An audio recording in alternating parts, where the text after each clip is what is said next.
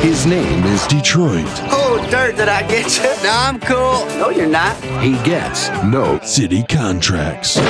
Don't forget to wipe your dirt. Boys got something to say to me? Why don't you talk into the microphone? I got a backup mic right here.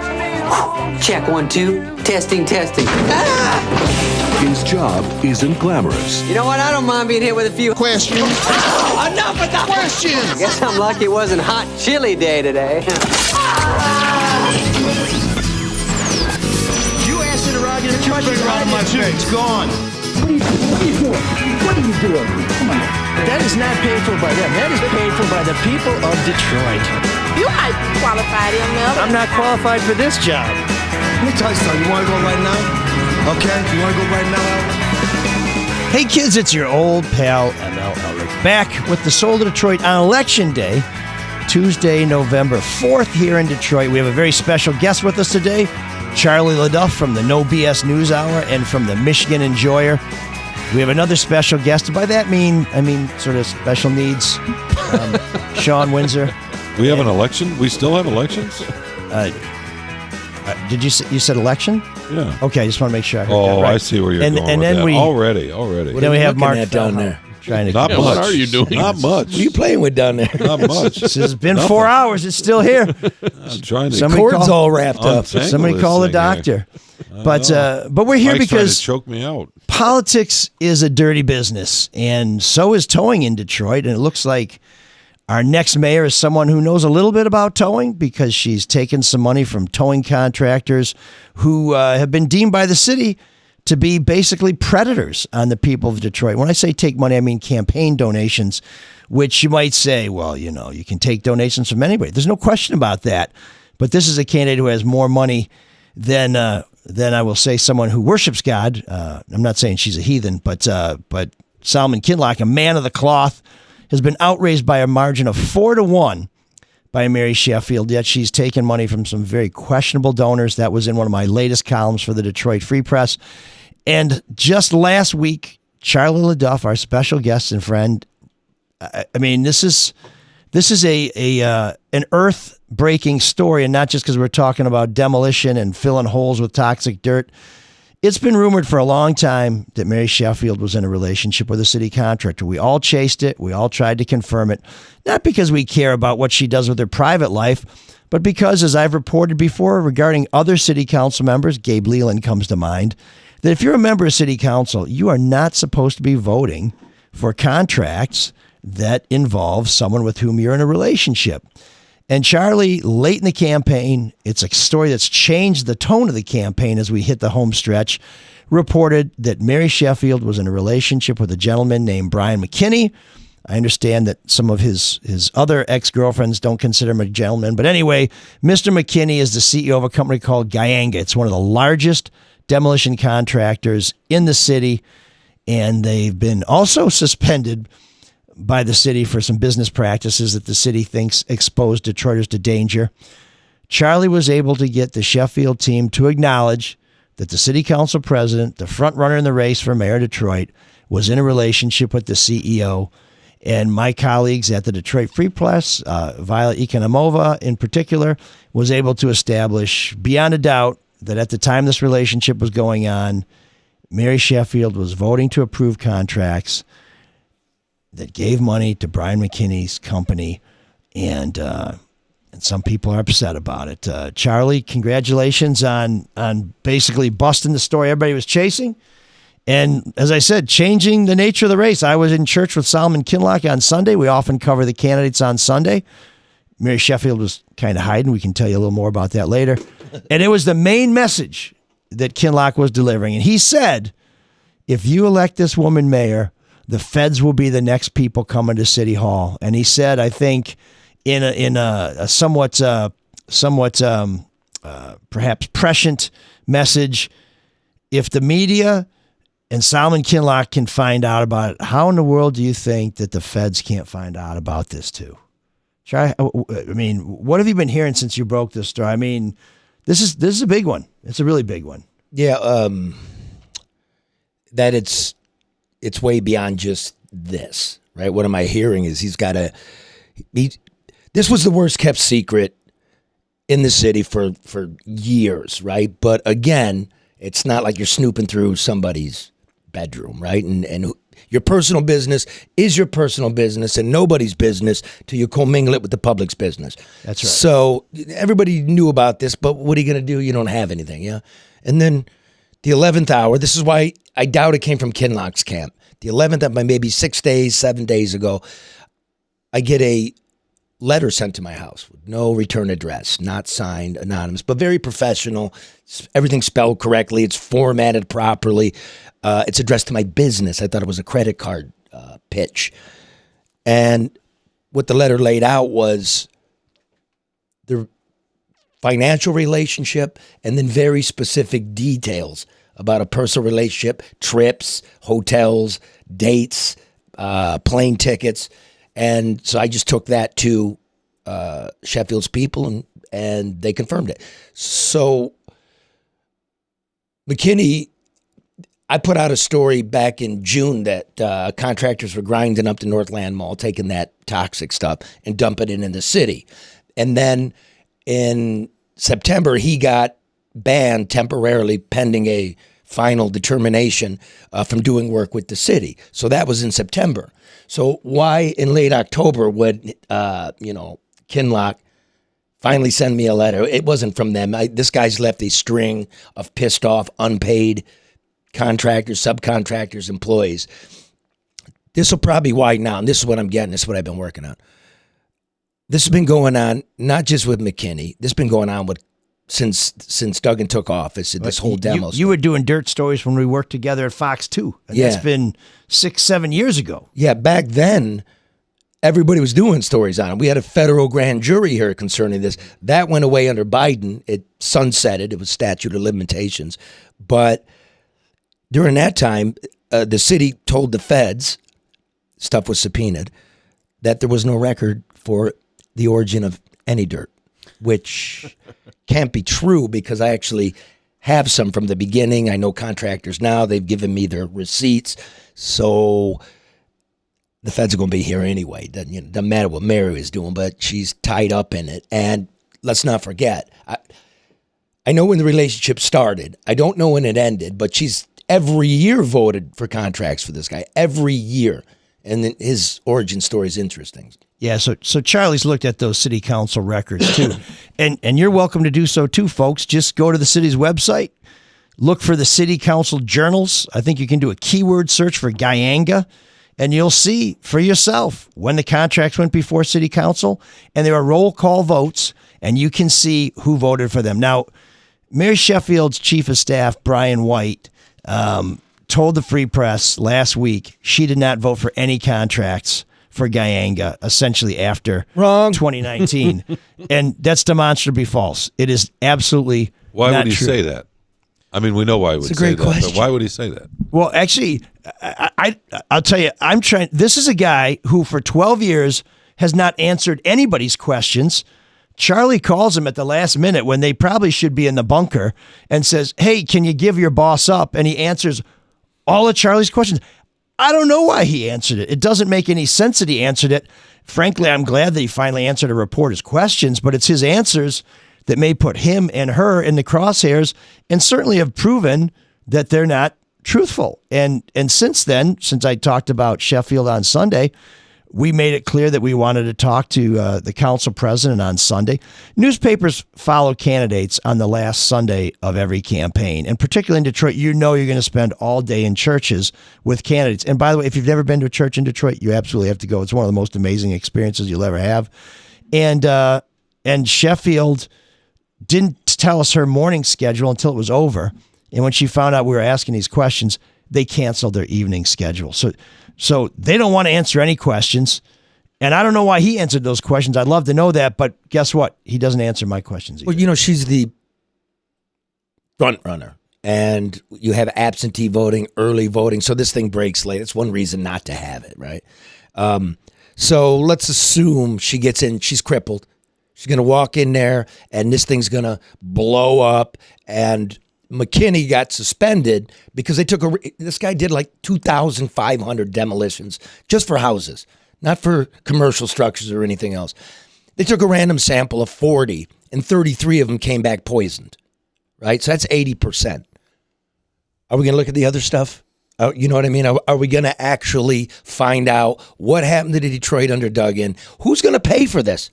The city right now is capped in its finances. So if this guy was another thing, wasn't working with bonds, he wasn't insured to do. You'll have to be insured. But in a couple cases I have, a couple lawsuits, and he wasn't bonded. So who's going to pay to fix this, to remediate it, to dig it up? That's $70,000 a hole. Yeah, I just did some quick math, and 2,500 demolitions at about $20,000 each. I think that's probably low on what they're charging now. That's $50 million, folks. That's $50 million worth of your tax dollars.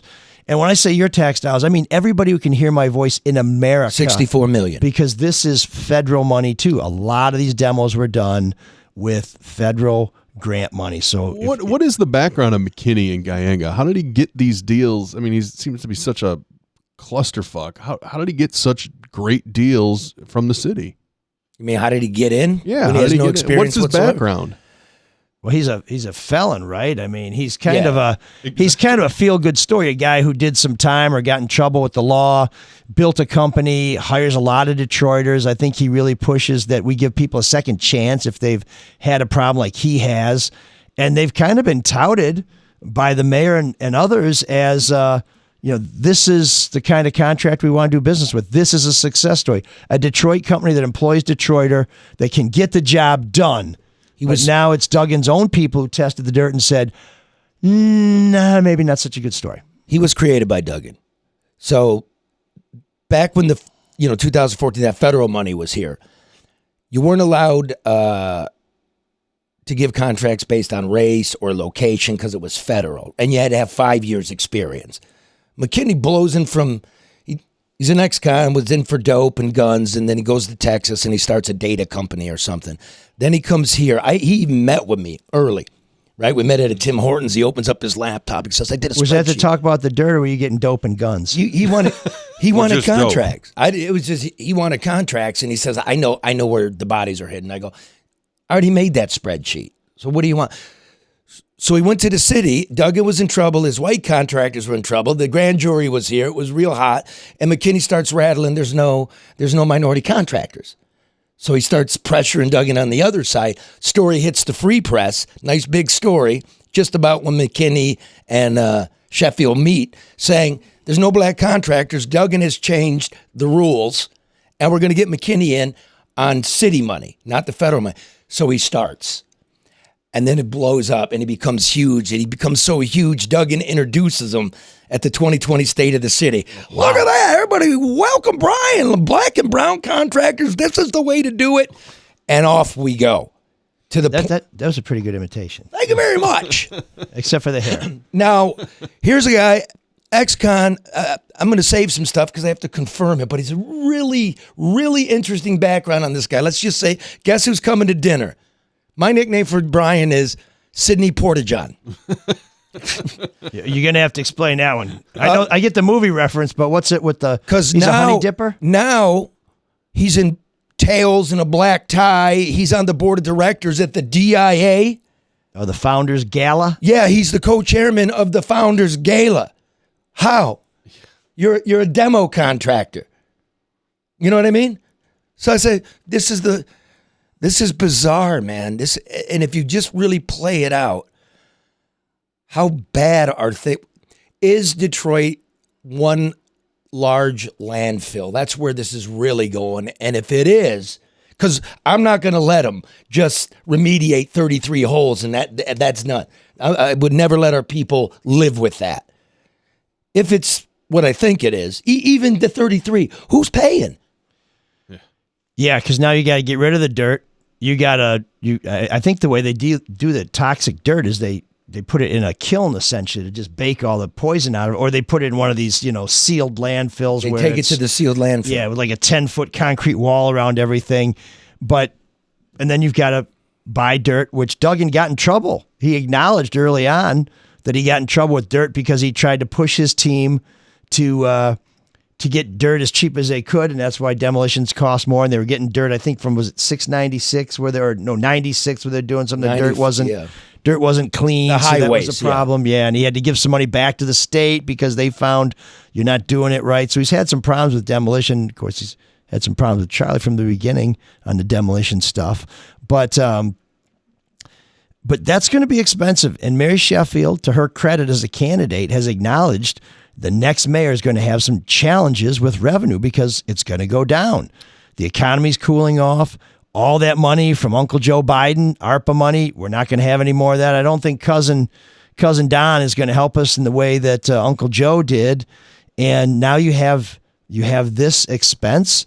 And since this has been happening for 6-7 years or more, I've got to believe that some of those holes he filled in, there are now homes on top of them because Detroit has been building homes. Ooh, class action. And so now you got to tear down the home to clear the hole. That site's going to be expensive.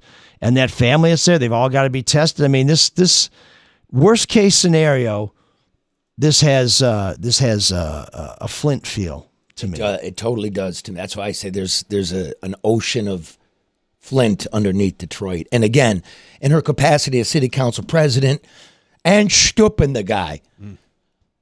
Well, actually, right? there's firm blame to go into her office. We should set the record late. We don't know where this story's going, so we need to know more. And we're going to be asking more questions. We hope that they'll continue this trend of starting to answer questions. But Brian White did not say Stupping. He had a very interesting way to describe their relationship, Charlie. Can you share that with us? Because I've never heard it put this way before. Okay, let me. I want to get it exact. So if you can play some elevator music while I pull this baby up. Do you have the dating game music? And again, Charlie said it.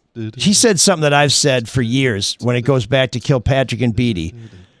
Screw who you want. That's between you, your God, your partner, and your family. Don't screw the taxpayers. And the issue here is, can you be objective when you're voting for a contract with someone with whom you have a relationship? And if Charlie's records are accurate, who's using some of that money to provide you with some amenities, trips, gifts, what have you, because the city has a very strict gift ban. You cannot take something worth 1 penny from someone doing business or hoping to do business or who has an entity that may be affected by your actions or decisions as a city official, which is why I reported a month or two ago that Mary Sheffield had asked Comerica Bank, a former city contractor, if she could get tickets to this hard-to-get Jeezy show. And she didn't like that story either. There have been questions raised about Mary Sheffield's relationships, business and otherwise, throughout this campaign. And I'll tell you why I don't think Solomon Kinloch's campaign sent that to you. Because, quite frankly, they're not good enough to do that. This has been one of the most poorly run campaigns I've ever seen. He said during the debate a week or so ago, I've got 140 pages of opposition research, but I'm not going to show it to anybody. That's really not how it works, Rev. Why would you have it? Yeah. Here's what Brian White wrote to me, her chief of staff. I wrote, here, let me just do it. Okay. I'm in the building, Brian, if you have that answer that I asked you about a little while ago. And he said, sorry about that, my man. What was the exact question? Oh, it's all friendly now. Yeah. To which I wrote, basically, did the councilwoman have a personal relationship with Brian McKinney while he had financial business before the council? Did she receive gifts, travel, lodging, food from Mr. McKinney during her time on council? To which he wrote back, got it. Let me try to get you a response. To which I wrote, I got a hard 10 o'clock deadline. Here it comes, 9:50. They were getting to know each other, but weren't in a committed relationship while he had business before the city council. However, because she had no pecuniary or financial interest in the contracts or matters before council, she was obligated to vote when present. It's also important to note that during that period, largely due to concerns raised through reporting and ongoing challenges within the demolition department, she consistently voted to deny the majority of demolition-related contracts, including his brought before the council.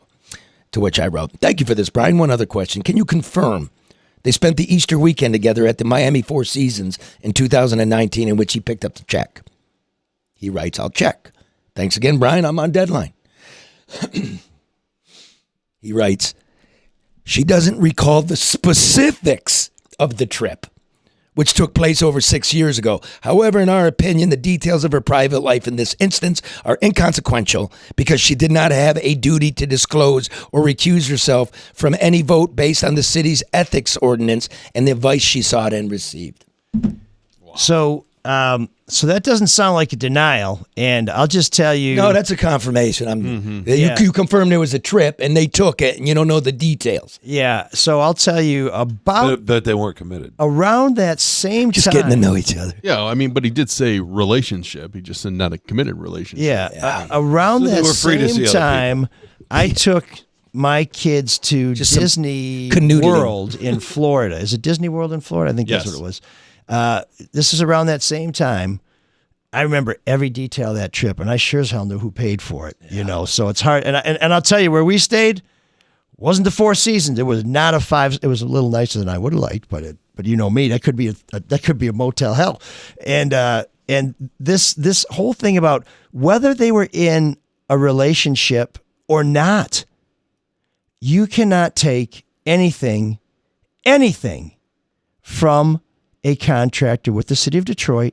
No gifts. That's in the ethics code. Right, with someone who is seeking a contract with the city of Detroit, or someone whose business or well-being will be impacted by something you do as a city official. So forget the salacious part.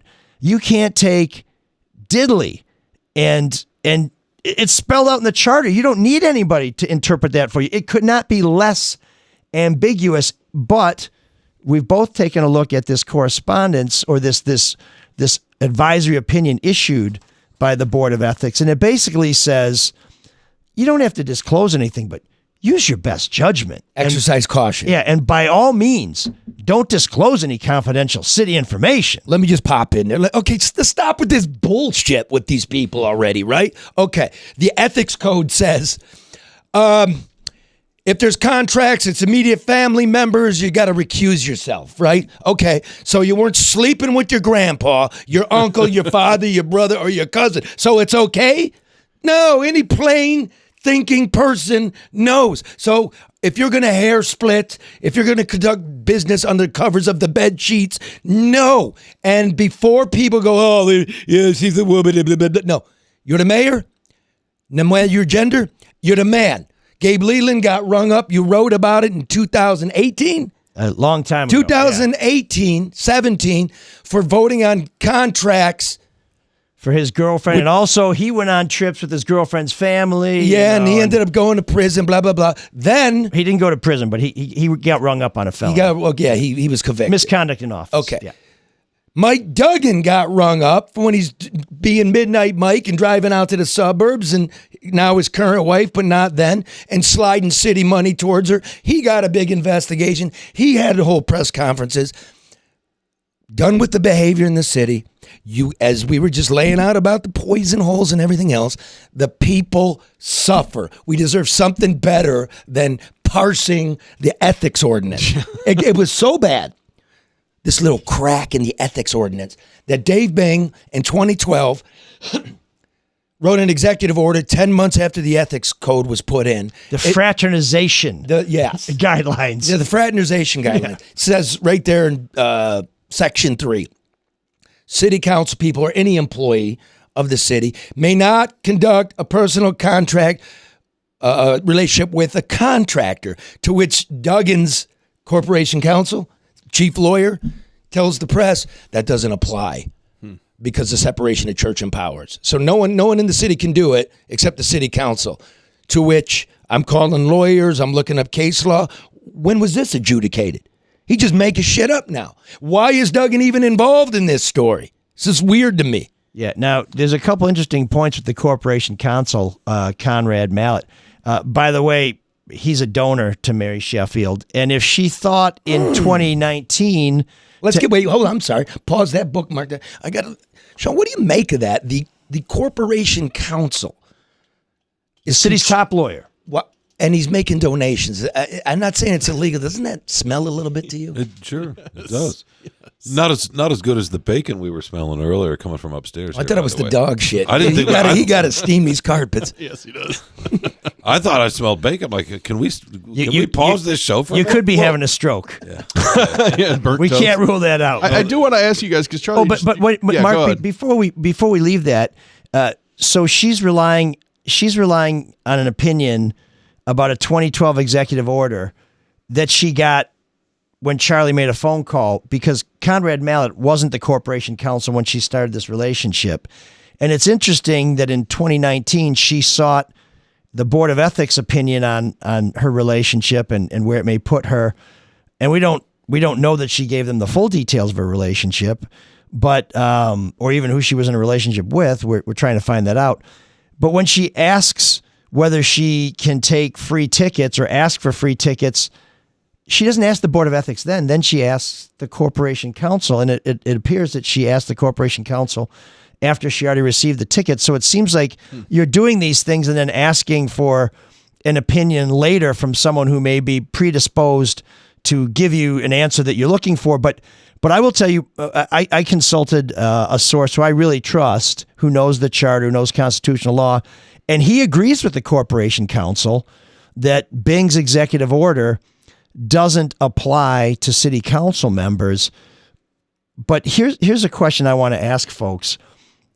Whether or not the mayor of the city of Detroit says you can't vote for contracts or be involved in city business with someone who's doing city business, do you need somebody to tell you that? Do you think, dear listeners, that you should need somebody to tell you that you shouldn't fool around with somebody whose business you have the right to approve and whose business is paid with our money?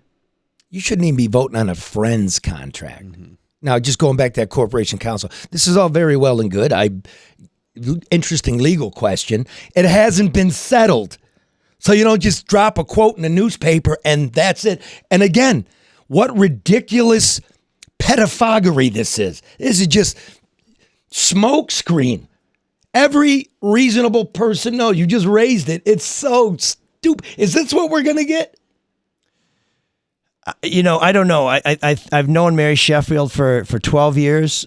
She seems to be truly concerned about the fate of Detroit. She seems to love the city. She's very active in the city. She has been someone who has wanted to serve people practically since the moment she got out of college. But here the job is there. And it's unfortunate that as she is on the precipice, that these questions are out there, and that rather than kind of take them on directly, she has her chief of staff providing us information that isn't accurate. Listen, folks,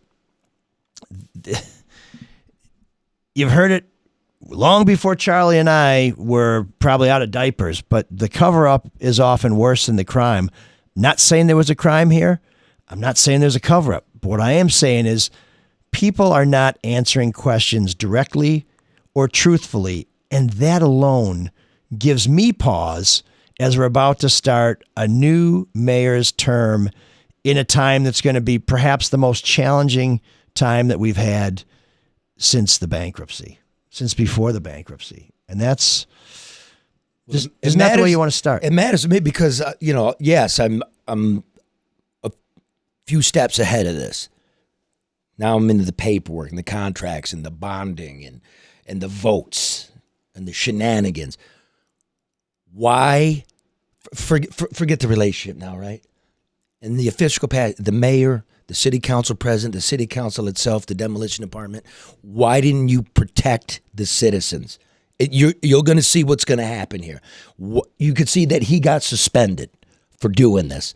How is it you can do a round robin with poison dirt and dump it in the city? I sat in her office before COVID for 2 hours and laid all this out. She even called for a federal congressional hearings on the federal money in the dirt.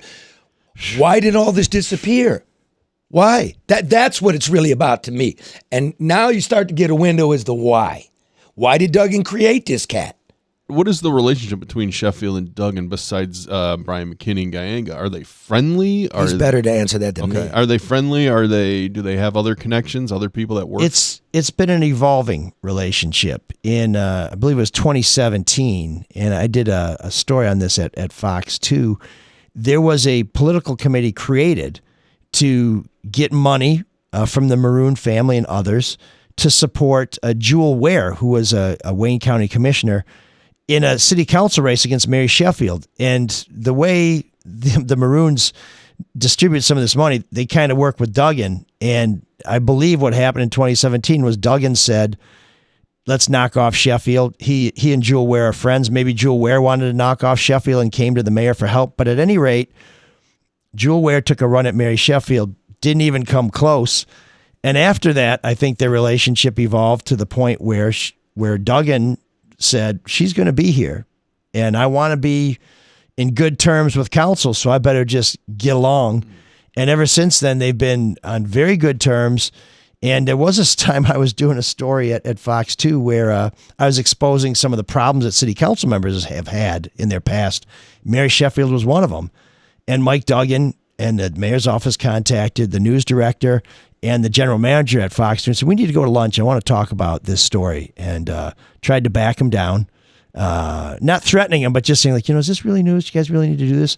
This is what they told me because Duggan wouldn't let me come to the lunch. And Fox 2 stood by me. We did the story. It was fine. It was fair. No corrections, no problems. And I think he, at that point, decided, you know what, I'm going to try and work with Mary Sheffield. And just most recently, he endorsed her for mayor, spoke very highly of her, lauded her, in fact, when she in turn didn't endorse him, which I thought was kind of nice. That felt like maybe a tit for tat. I don't know. Maybe quid pro quos aren't the order of the day in Detroit. But yeah, no, they're allies. He has put his imprimatur on her, and he needs her to succeed as mayor, because if she doesn't, I don't think if he makes it as governor, he's going to feel comfortable signing off on another grand bargain, which again, folks, was hundreds of millions of dollars of your money that went to fill a hole, if you will, in Detroit. Yeah, the grand bargain, what was a bankruptcy? So basically, long story short, there's donors and philanthropists and stuff, but more or less, Detroit comes out of bankruptcy, and to give it breathing room, they're allowed to forego, not make their pension payments for a decade. I'm just rounding off, okay? Yeah, It's more complicated. If we get in the details, you guys will start listening to the Woodward Sports Network. We can't have that. $150 million Sorry, man. a year. $150 million Detroit doesn't have to pay. So who paid it? More or less, you did. The state chipped in the majority of that, right? Now, 10 years later, we're out of that. Detroit has to pick up its pension payments. That means $150 million a year going forward. If you adjust for inflation, and everybody now knows how to adjust for inflation, Detroit's revenue has grown exactly 0% since the days that we filed for bankruptcy. We squirreled some money away. The ARPA money, Uncle Joe, rinsing it through. We don't have to make budget surpluses. They've done a good job keeping the city solvent. But the budget surplus comes from Uncle Joe. Right. And it comes from the fact that 15% of your budget's gone. Yeah. You don't have to make the pension payment. But I think income tax revenue has been up. No. In fact, corporate income tax, they had to just take some of this fake surplus they had from last year, which was really rinsed through ARPA money, and create a corporate income tax rainy day fund for Mary so she doesn't scream on day one, Duggan left us broke. So basically, revenues grew 0, and now we have a 15% cost. And we've got about $350 million in that fund, which is about 2 years. So about 3 years down the line, you could see us, she's going to have to lay people off, cancel services. It's a freaking mess. Yeah, I mean, I don't know how the revenues are going to go. There are concerns out there. She has proposed a tax on entertainment tickets, which I think, frankly, is a good place to look for more money. Coleman Young had one. If you remember your bleacher tickets at Tiger Stadium, you paid 35 cents, I think, to the city because they own the ballpark. I think that's supposed to raise tens of millions, if not 100 million or more, but she's going to need the state legislature to approve it. I think they probably will if you say, hey, we get it from people who go to concerts, so we take it from the taxes of the people of Michigan, they'll approve it. So she's talked about increasing revenue streams. I think Santil Jenkins called raising taxes. And it won't raise 100 million. She talked about raise a city sales 10 tax. million. It's going to be a sales tax. That's what they're really going for, and they're trying to pretty it up. Yeah. So you start with hockey ticket line. There should be a surcharge on those anyway for public safety, right? Yeah. But since it's our cops directing traffic outside LCA, and So if that's the case, when does it bleed over into your restaurant tab? That's entertainment. Your bar tab. You see we're about ready to see? You already pay a hefty hotel tax and rental car tax, I think it is, to pay for Kobo. And so when you check into a stadiums hotel, for these billionaires. Yeah. That's true in every city, though. Yeah. No, it is. But the idea Not that... to the extent like this city. Dude, I travel all over the country, and I see that hotel tax. And there's some cities where it is unbelievable. Oh, and you know why? Unbelievable. You know why people love those hotel Like 20, taxes? $25 a night. Yeah, because you're making... Not the regular tax. I'm talking about just a specific the stadium tax. city, Right. whatever. You're right? making visitors pay your taxes. But of course, what happens is when you charge too much to stay at a hotel, people say, I'm not going there. Conventions won't come here because like our conventioneers don't want to pay that much to stay there. So let me ask Shawn. It does have an impact on us. Because I was wondering this, and you're like in the sports world, been all around. Apparently he's a big traveler. I didn't know. What? Not really. We got George Perot over here. No, not Reluctant really. traveler. No, I don't go to Shetland like you do. What owner out there I mean, I wish I owns was there two right now. professional teams? wait, what's that? What owner out there owns two professional teams? You mean outside of Detroit? Yeah. Spanos does, right? Where's Spanos? L.A. Dodgers, right? No, he had the Chargers. Rams? He had a couple of them. Well, the guy that owns the Dodgers owns a handful of teams. The guy that owns AEG owns like all the Denver teams. What about the Cubs guy? Wait. Does he own- So There's a handful The of them. Reds. I'm trying to think. Okay. John Henry. Does Gilbert have two? I know he's got the No, Cavs, Illich. but- No, no, Illich. specifically in a main city. The one I can think of is Denver. okay, Denver. Yeah. So okay, go so with that's that. the Nuggets, the Avalanche. The Rockies. Uh, I don't know if and he the owns. He Broncos. doesn't. The Rockies I think he and the just Broncos. bought the Broncos. So he's got all I four? can check, but yeah. I don't know if he's got all four or he's Let me got check. three. Yeah. I Well, suffice to say, well, it's not the norm. the reason I was saying that is Illich has two teams and two different stadiums that the public funds. That's, to me, there's revenue. Why? You own a casino nominally, your mommy owns it, but, right? You own a pizza franchise, a couple of sports clubs. The value added to the Red Wings and the Tigers is because the stadium is attached. And, The bigger issue with that is go look around Little Caesars. All you see is chain link fence with that netting.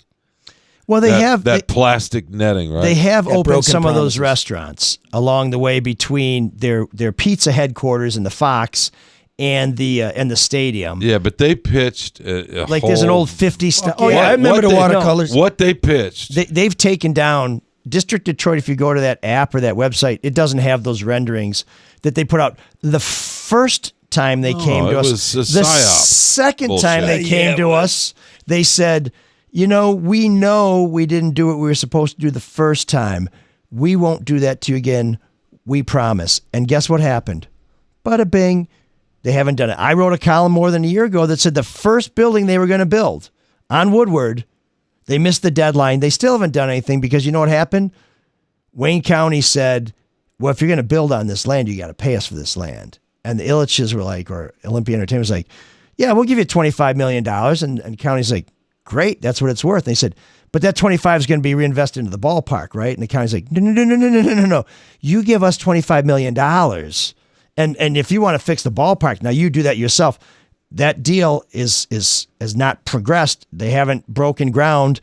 And by the way, not that we really want to lose parking lots. Nobody really loves parking lots. But when that tower goes up, it's going to obscure the view of Comerica Park from Woodward Avenue. And one of those parking lots, which again are unsightly but provide you a nice walk up to the stadium, is going to be gone. So less parking for people, less parking in the neighborhood.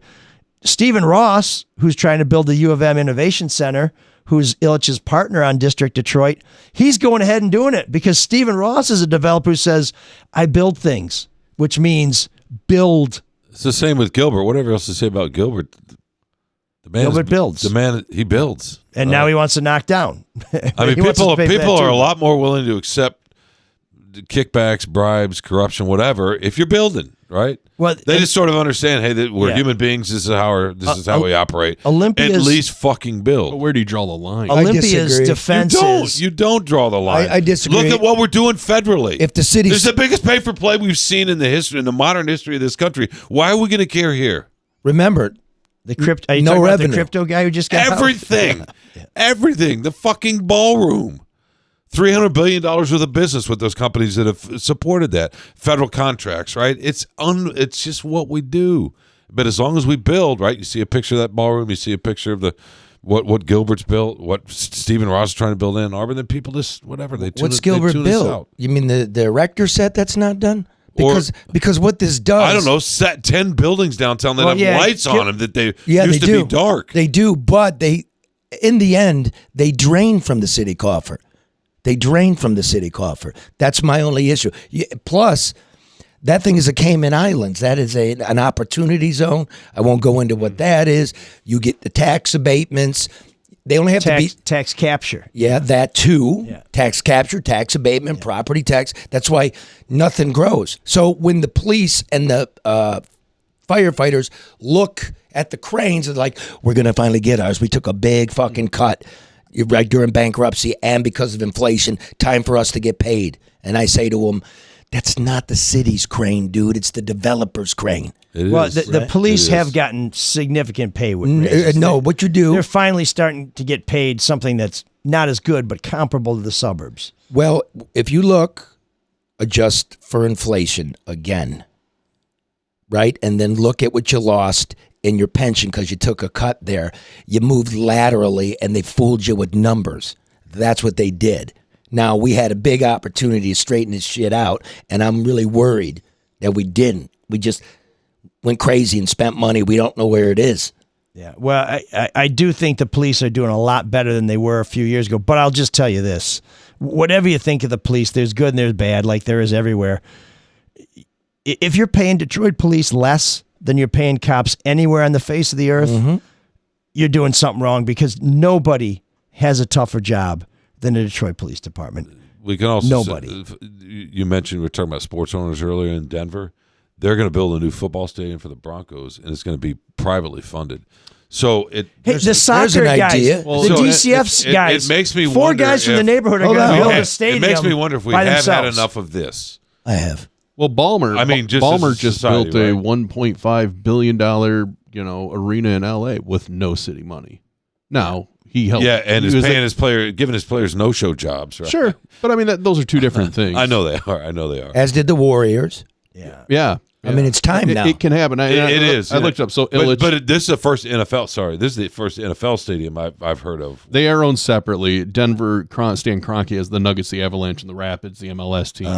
Illich, of course, But- here. Chicago is Reinsdorf has the Bulls and the White Sox. Oh, that's right. Which No, but these those Little are Caesars fairly deals, they new gotta stop. arenas. I don't know. Well, we love United- comparing Detroit to Chicago. United Center's about 30 years old, and I think Comiskey, whatever they call it now, dial one? It's hard to believe. It's 1-800 hard to believe dial that's 30 years old. bullshit. No, but this is the It's like first. 35 guaranteed years rate. old. I think. Yeah. I don't know how SoFi was built in L.A. I don't know if that had. Well, they use construction techniques. Did they? I don't know if they had There's an public architect. monies too, but I think we're moving away from that finally. Well, listen, We should. everybody, It's ridiculous. So, yeah. everybody who says it doesn't work and it can't be done, may I point you to DCFC? Shawn Mann, who's been on the show many times, is CEO of this soccer team Full that was disclosure, created you're by. a partial owner too. Yeah, I have five essentially worthless shares. But yes, thank you. But Wait but for it. We have ethics here. But we're not in a relationship, and I didn't vote for shit. Do for as him. I say, not as I do. But these four guys, 4 seasons. four fairly regular he dudes, didn't stay in the Four Seasons. He was in the no. somehow figured out how to take a team that 15 years ago was playing at Castex football field, and now they're going to build a $150 million stadium in Southwest Detroit with no public financing. You're kidding. No public financing. Now I think they're trying to get an abatement or some brownfield credits.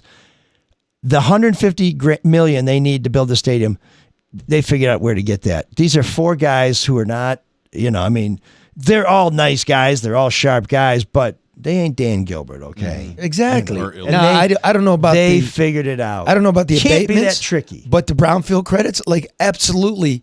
What Because it's they're tearing intended down for a is to- toxic hospital. Yeah. clean What's more up a toxic than an old spot. hospital site? Yeah, help I me mean, out. come on. Now that's what, perfect. That's what, at the time, the demolition program, when they sent the money in, it was a large brownfield tax credit. At the time, it was billed by the EPA as the largest urban environmental renewal project in the United States. And now, after all that money, it may be the largest urban environmental cleanup job in the United States. That's what happened. Yeah. So there's a lot more to come. I mean, the No BS News Hour, Charlie will tell you about it. You can read his work at the Michigan Enjoyer. The Free Press is reporting on this. There's more to come from us. I think Bridge has reported on this. The News has reported on it. Any TV? Some of what the News has reported, I'm not sure where they're getting some of this stuff. But Deadline Detroit, of course, has been reporting on this as well. And TV, I'm not sure where they are. In fact, I was at an event the other day. No, you weren't. With the mayoral candidates, and Mary Sheffield had to go to another event. Fair enough. Solomon Kinloch stuck around to answer questions, and I was told by Kinloch's spokesperson, because I was asking some of the questions. Tried to ask Sheffield a question, she blew by me. That's fine. And he was told that the TV cameras that were there said, we can't interview your candidate because the other candidate's not available. I'm like, I think the way it works is there's an availability. If you choose to avail yourself of it, you'll get some free media, which is the best media, the earned media. And if you're not, you miss it. Instead, what they said was, she doesn't want to do an interview, so you don't get to do an interview. Again, whoever wins, that's whatever. It doesn't really matter. I just want good government, honest government. But when the media is allowing campaigns to basically silence the other campaign by saying, we're just gonna do the Rose Garden strategy, run and hide. We, as we did at the Free Press, say, well, we're going to go to church with Solomon Kinloch and tell you what he said. If she won't make herself available, then that's on her. Okay, wait. But the TV I mean, come on. How many years you been outrageous. in the journalism racket, Sean? A while. Like 30? Ever since he was George Washington's first vice president. Yeah, 30. 30. How many years you got in the business? I think in '92 was the first year I got benefits. So I'm going to say It's 33 why can you never years just this month. answer? So that's how you go 33 by? years. So Because I've been doing this since 5th grade. I'm not going to count So we that. have- I'm not going to count college. But for But you're not 33 going to count years, your freelancing, though. for 33 years, somebody's paid me full time to do this. So we have about 100 years experience amongst us. Okay. And the TV, Yeah, but only one of us have golf down the street. that would be, you can That would be you. carry my bag. That's right. I'm going to do a repeat. He did So we offer got to 100. handle your sack earlier. Yeah. That's the same thing. How'd you like to come on over and mow my lawn? You We have you 100 have a lawn left? It's gorgeous once you get the leaves off of it. We have 100 years experience. I've never heard of this. They're claiming the equal time clause during an election cycle. If you have Which Reagan got rid of. right? If you have one candidate, because they have ethics though. If you have one candidate on, then you have to give equal time to the other candidate. But that's so stupid here. The candidate was offered the time, decided to blow it off because they don't want to answer the hard question, and the TV station unilaterally decides, then we're not going to hear anything about this. Fucking garbage. Yeah, the key is offered. The time was made available. That's absolutely correct. If you think there's a better use of your time, then go use it, and we'll see whether you were right or not. Well, to that point, they're going to be there tonight for the big celebrations. Are you going to cover anything, Elric? We'll see. As we speak, the Sheffield folks are telling me that I will not be allowed to attend their party. They put out a registration form yesterday. Or no, excuse me. They put out a registration form. They tell me late last month. I didn't get it. I didn't get it. I can't find it. And I've asked them, if you send it to me, can you resend it to me? Because I can't find it anywhere. At any rate, one of my colleagues told me about it. So I went to register yesterday at about 7:45 p.m. and the form was closed. And I sent them a note saying, hey, it says we can register on November 3rd. I'd like to register. Could I, can you reactivate the link or put me on the list? I'm coming with my partner, Robin Chan, who's great videographer, great editor. And they said, no, as you saw in the email, you got October 29th at 9:38 a.m. Like, I didn't get that. It says that the registration closes at end of business on November 3rd. Okay, well, you know what? I did get that email through a colleague, but there's nowhere in the email that it says registration ends at the close of business. So we've been going back and Which forth. Which is bullshit. They can make an exception anyway. Well, they said, we've got 4 Free Press people going there. I said, well, that's fine. Can we exchange credentials? If you got limited capacity. What I like out of this is consistency. The letter of the law. It's closed at business. He was not an uncle, a grandfather, a cousin, or a brother. All more hair splitting. We're done here. Now, these are also the same media people who, when you say, I need to hear back from you by this morning, they talk to you 2 days later. And it was like, so I get this now. When it breaks your way, it's sort of like, I wrote an obituary for a friend of mine's dad who was a great guy. And he died, and his son delivered a beautiful eulogy. And his name was the Colonel because he played basketball in Kentucky, and colonels in Kentucky all go together. So they called him the Colonel. And he said, the Colonel, whenever you did something wrong, he would be all over you. He would just be up your ass. And then when he would do the same thing, you'd go, but Colonel, isn't that what you were tearing me up when I did? He said, you know what? It's funny when I do it. I'm just like, that's what this is. They want these rules. They violate them all the time. When we, don't even adhere with the made up rules that we weren't told about, it's a no-go. But when they do it, it's funny when they do it. Well, I'll tell you what, folks, I don't think anybody's laughing. And we're going to see where this goes next. Please, if you do not subscribe to a newspaper, I don't care, News or Free Press, support one of them because support both. It's $1 a month. Fuck Come it. on. Yeah. And the Michigan Enjoyer is Get free. hip, go to Michigan Enjoyer. Yeah, I guess we gotta mention that there's Fastest growing news site in Michigan. There's still some free media out there, but Still 100% free. But I was just at a forum the other day, and they said, why wasn't there as much scrutiny of Mike Duggan as there was of Kwame Kilpatrick? You're going to hear a lot more of that, folks, as we go forward, because it's a dodge. But I had to concede. We had 2 reporters in City Hall when Duggan was there. The News had 3 reporters when Kilpatrick was there. The News had 3 reporters when Kilpatrick was there. Since then, we've lost 2/3 of our staff. You want more stories, you want more scrutiny, you want more reporters. We need more subscribers. So you can bitch to me about everything, but put your dollar on the table first, because if you can't give me $1 so I can go to City Hall, I really don't want to hear you cry. Thank you, Charlie. Are you going to hang around? I'm crying. He's silent. He's crying on the inside. He's I he's got like Karate Man. My kid's battery's dead, and I got to piss. How much longer is the show?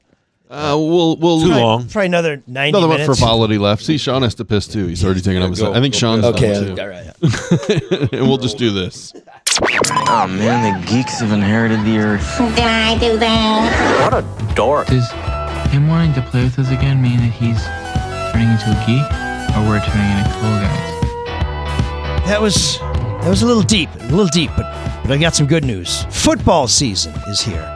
And if your plan for retirement is to hit an 8-leg parlay, maybe you should call or text Luke Nowacki at 248-663-4748 after that fails.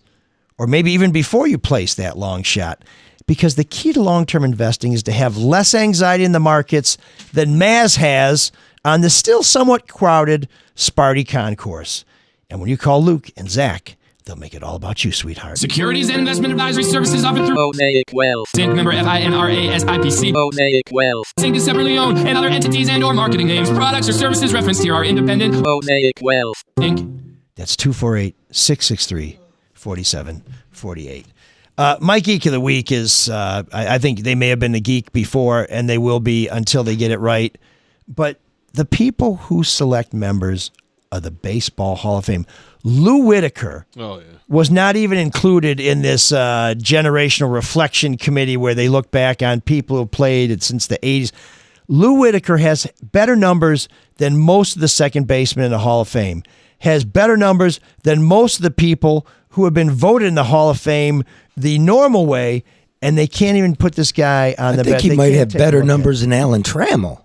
I think his WAR is better. And unlike Trammell, he was Rookie of the Year. I mean, I think they had the same number of All-Star games, probably about the same way. Well, and Lou in terms of home runs. Lou had the most memorable All-Star game where he forgot his uniform. He had to get the shirt from the vendor. I think they used a Sharpie to put a number one on the back. Yeah, I mean, and the other thing is, when you look at these guys who are going into the Hall, you see all these cases like, he's got 1,800 hits, or he's got 2,200 hits. It's tough to get to. Lou Whitaker, 2,349. I think exactly. I mean, come on. He had a season 2 where he had over 200 hits. Yeah, which is, this is not. Dale Murphy should be in too.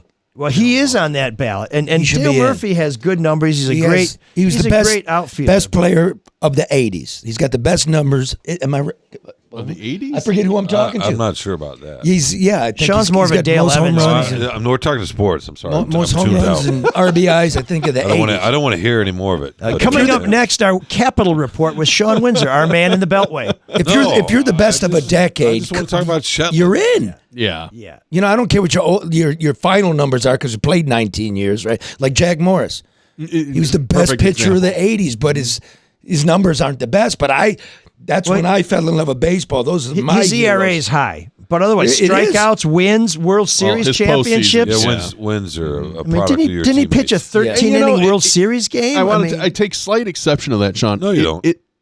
I take great exception to that, Sean. There you go. That's mainly because you are correct. God, he's going to go home and be taking great exception to this. It's going to piss him off all week. I hear that a lot because, and you're right, within a season, it is wins and losses are a product of your team. But over the course of a long career, I think it evens out.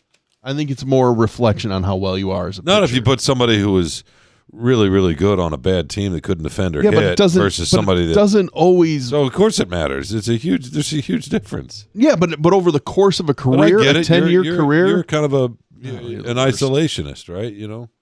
What? You don't believe in community. You don't believe in relying on other people. You believe in pull yourself up by your own shit or fuck off. That's your philosophy, isn't it? Well, it's worked so far for my life, right? Yeah, but you're right about it.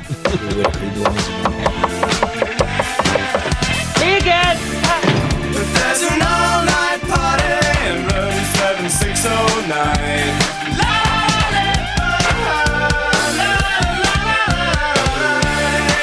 And you can dance together all night if you've got the time.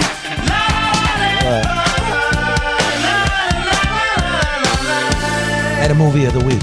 So, what are you guys talking about over there? Oh, we're talking about movies? Ron LaFleur.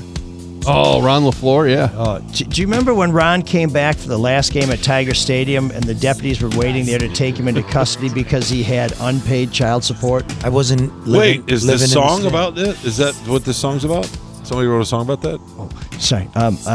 So if you heard our since when are you a stickler for staying on schedule? It has nothing to do with that. He's still trying to figure out what that word was that Charlie used earlier. It's Ptolemy or Ptolemetrics. What was that? No, he was talking about pedophilia. It was a play on pedophilia. Oh, yeah, it was pedophilic. I was even stuck on that word. I hung up for this? No, yeah. Me too. No, it's just that Mike doesn't like it when anybody uses a word that he wished he'd used. The after party. Pedophagy. Yes, that was it. I was like, I hope it doesn't mean what I think it means, so I'm going to have to look it up. But I was waiting for Sean to pounce. It's like demophilia. I don't know. What? Never mind. Okay. I wonder if Lou Leonard knows what that word means. Pedophilia, demagoguery, just, flip them. I wonder if Lou Leonard... Put them in a blender. If Lou Leonard knows what that word means. Do you think Lou knows what that word is? Yeah, tell us about Lou Leonard. He's you say he's a pedophilic. What did you say? Oh my God! Pedagogy. What is his name? What did he do? I think, anyways, Lou, I want to let you know there's an expungement fair coming in Washtenaw County. You can see that on your own time. But Lou Leonard is a gentleman from Ann Arbor, which means he has a vast vocabulary. Constantly confounds Sean Windsor with polysyllabic I've never met him. I don't know him. Oh, well. My kids know him. So, okay, here's how this works. You get a shout out from randos that Sean's kids. No, he met my kids at a tailgate in Ann Arbor. He's a Michigan fan and he loves you. And I just thought, with all the chaos and toxicity in the world, the fact that a Michigan State person like yourself and somebody who loves Michigan could listen to you and love you and listen to this show, what the heck? Give him a shout out. I think I mentioned his name 7 times before you remembered, but And then my dog Rupert, Yeah. he loves you too, but he died. So maybe if you the Vanilla Pimp. maybe the Vanilla Pimp. If you call his name, he might come. Yeah, they had to Cujo. dig an extra. That dog had a head like it was like a was a sweet pterodactyl boy. skull, but a gentle giant. Man, he was. unbelievable. Anyway, Lou's still with us. Rupert is in a better place, we hope, and we hope that Brian Big farm in the sky. McKinney didn't fill in the hole. Oh, That could be. yeah. You may be part of that class action. You might have a claim, Charlie. Way to tie it all together. But if you listened to our episode last week, we had a lot of fun with Halloween. If you're one of our soulmates, that's our support group, for as little as $5 a month, you get to watch this show. You get to listen to it before anybody else. You get to avoid all those annoying insertion ads, and you get our bonus episode. We had what I think was one of the coolest Halloween playlists that we put up there. And last week, Mike, who was given a one-time donation to us, which we're grateful for, and Mike, if I got that wrong, you owe us, wanted to get a Halloween song, and we just didn't have time, so I told him we'd play it today. Promises made, promises kept. Mike says, "Hello, everyone. Sending a much overdue donation." Oh, yeah, you got that part right. That was the important part. "And a note for a suggested band and song. My buddies went through high school in the mid-'90s, and we had our go-to metal bands. One was Typo Negative, a band out there our good friend Steve introduced us to. We saw them every time they came to town. Additionally, their music fits right in during fall and Halloween. They were one of Steve's favorite bands." Okay, cue the music. Steve was cursed. Steve was cursed with cancer the first time going into our senior year of high school. He fought courageously for many years, but lost the battle in 2013. I'd like to suggest a classic Typo song in his honor, Black Number 1. If that song is just too much for you to stomach, then I'd offer their cover of Cinnamon Girl. And so Mike will tell you in a minute which one we chose. Well, I think you can figure it out by listening. Once you get hit with a copyright infringement, if you It's crazy. Neil Young fans still don't know that this is Cinnamon Girl, but they may soon.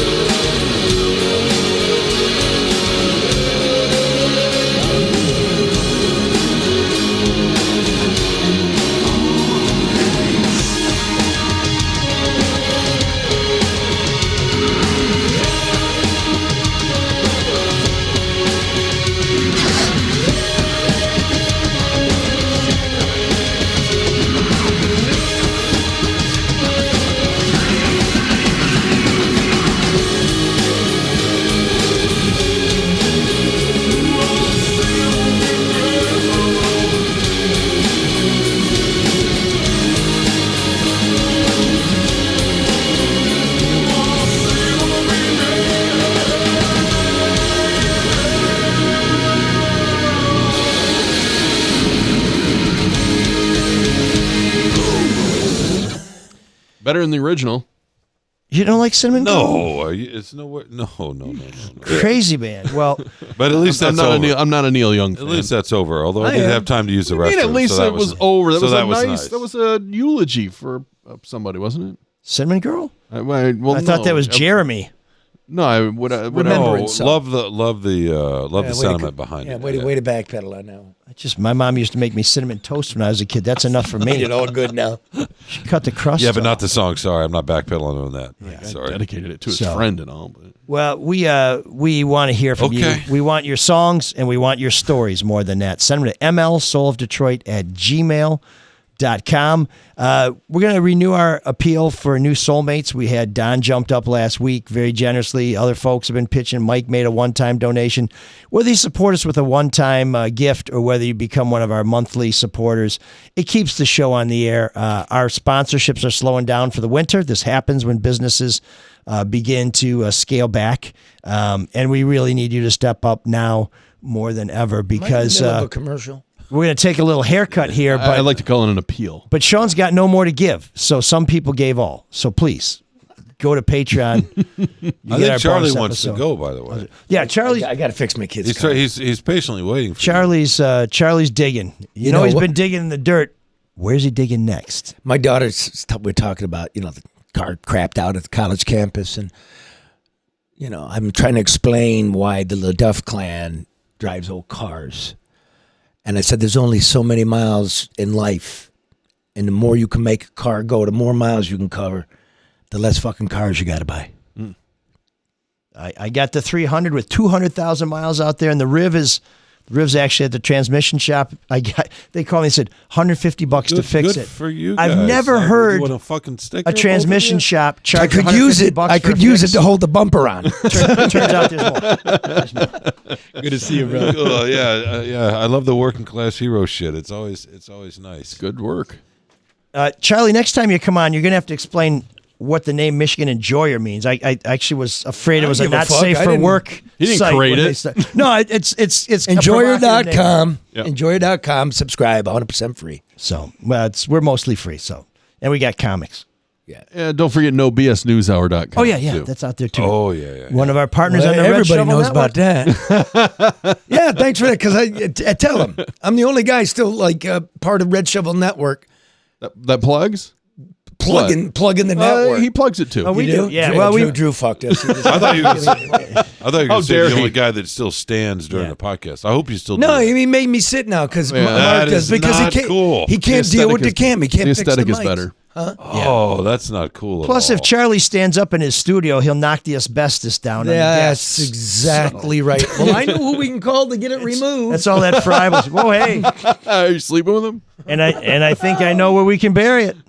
Well, just getting to know him a little bit. Getting to know him. It's not exclusive or anything. You're exploring it, wasn't that? It's just probing. jeez. Oh, it's so bullshit. All right, better days, man. It's Yep. very euphemistic. Okay, great, Charlie. Good to see you. I'll see you tomorrow. Yeah. Thanks, Charlie. Got an idea for a show? No. Well, it'll come together. Yeah, anything going on? always does. Anybody making news today? I don't know what you guys will talk about on Wednesday. We're going to call you like in the 10 o'clock hour. Find out if you got in the party and shit. Oh, yeah. Okay. Yeah, let me know. Right. Actually, invite me in because I want to pick up one of those Greek salads at Grace's on the way Okay, up there. just so. come on in tomorrow, about 9:30. If I'm compos mentis, yeah. okay. It will connect either way. There you go. Show's done. It's cross-pollinization. There you go. So please, folks, we make this appeal regularly, but this is the lean time, so we could really use your support with the Soulmates.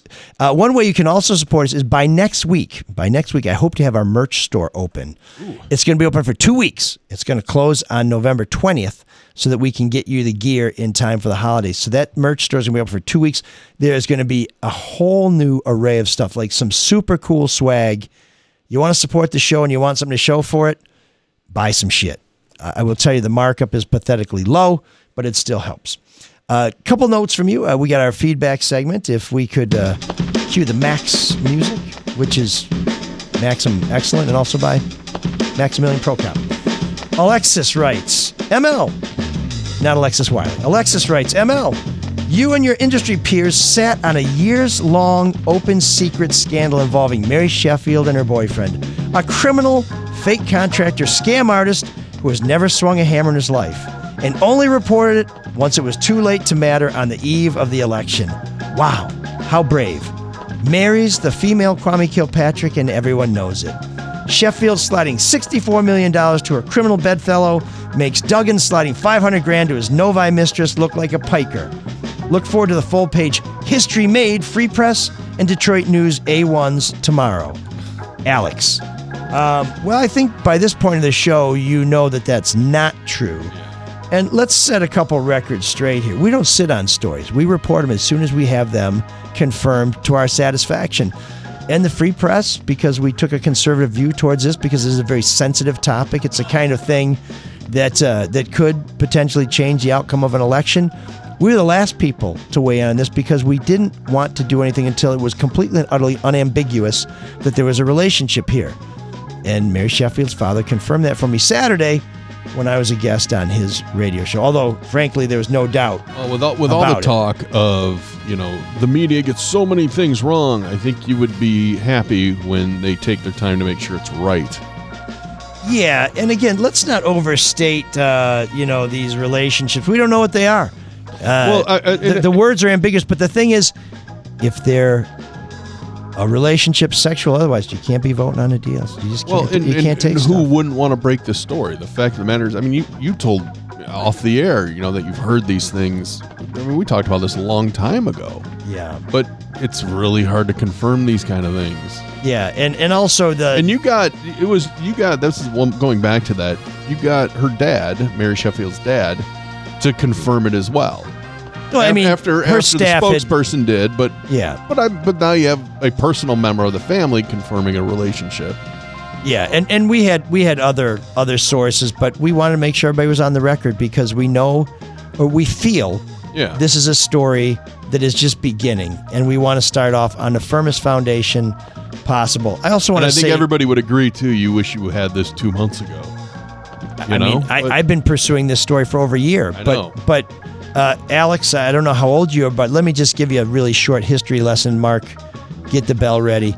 I first requested Kwame Kilpatrick's text messages in 2002. I didn't get them till 2007, and actually it was my partner Jim Schaefer who got them in 2007.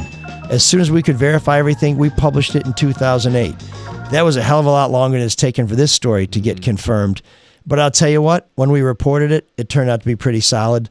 So what we want to do is we want to do things when they're right and when they're ready, and then we go from there. I also want to mention a couple of things. Charlie said something about Duggan using tax money to give to his mistress. Alexis also says $500,000 to Duggan's Novi mistress. As I understand it, this was money that went through Wayne State, and the program was part of Wayne State. This was not cash that Duggan gave to anybody. These were grants. These were funds for a program that's an important program. And frankly, the Free Press was harder on Duggan than anybody else. For those of you saying, you guys weren't hard on Duggan, why are you being hard on everybody else? So that's not true. But the other thing is the Inspector General in the city of Detroit found the real problem with the Make Your Date program was not that it was created or that it existed. It's that Duggan didn't put it out for bid to give other people an opportunity to compete for the work. And I think really when the story of Make Your Date and what was improper about it is written, that's what the real story is. So we want to try and keep the record as straight as possible. We do let you, when you write your letters, say what you have to say, but as best we can, we want to hold your feet to the fire on the facts because you try and hold our feet to the fire. Usually on shit that isn't facts, but you know what? That's fine. We have a little higher standard. You're just some joker who's not subscribing to the Free Press or a soulmate. So you get shit for free, and then you want to dick around. Okay, congratulations. That's what the attack. Yeah, sorry, we got like a medal. Any listener, anytime. We got a medal waiting for you, but it's made out of Shawn. It's an ersatz medal. Okay. We're losing Shawn. No. It's we're Janet it's says. time. Janet so we're says, losing Shawn so much so that while Elric was reading that email, people watching the show could watch you walk around and checking out the artwork down here. Nice. Yeah, no, I love that photo over there. It's the Beatles. Yeah. Boy, I wish Lou Leonard was a soulmate because then he could see you wandering around. But you're reading the email, and the viewers got to see him check out that photo. He listens to you. Yeah. Oh, it's because it's the glare, and I couldn't. Is that when they're going to see the Maharaji? I think so. I think Okay. you're right. Yeah. There you go. Janet says, 11,000 views and hundreds of replies to weekend thread.